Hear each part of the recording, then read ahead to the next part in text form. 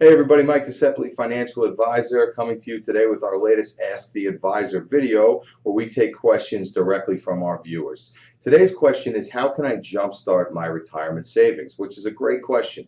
Now, if we know one thing, retirement saving is a lot like dieting. Okay, it feels great to talk about it, but it's a really hard thing to put into practice. So we're going to give you 4 tips today to jumpstart your retirement savings to help you move towards that work optional lifestyle that we all seek. Tip number 1 is to create a rainy day fund. Now we know saving is not easy, but it is vitally important to have money set aside for that emergency event that we may not plan on. Losing a job, going through a divorce, some sort of a family and medical emergency that causes you to miss work or to be out of work, you or a loved one.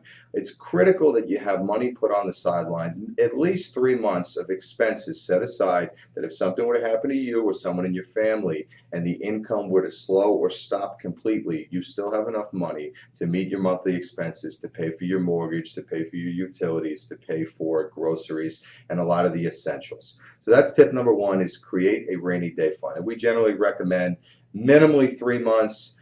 If you can do it, 6 months of expenses set aside would be even better. Tip number 2 is to tackle your debt. Okay, saving is only one part of the equation here. Managing your debt is another very important piece to having a sound financial program.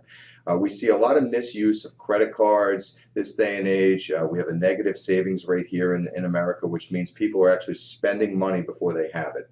Okay, and largely due to the use of credit cards. Now, credit cards can be a good tool if used wisely, but don't carry high balances. Pay your balances off in full if you can every single month. These credit card companies charge very high interest rates, some above 20%. And if you're only making minimum payments, it's going to be very difficult to work that balance down. So tackle your debt.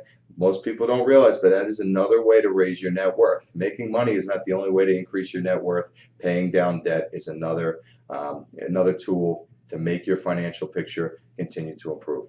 The third tip we have for you today is to put your savings on autopilot. As financial advisors, one of the biggest problems that we see when people are appropriating their money as it comes in every month is most people try to save what's left after they pay for everything else. But as we know, there's usually not much left at the end of the month.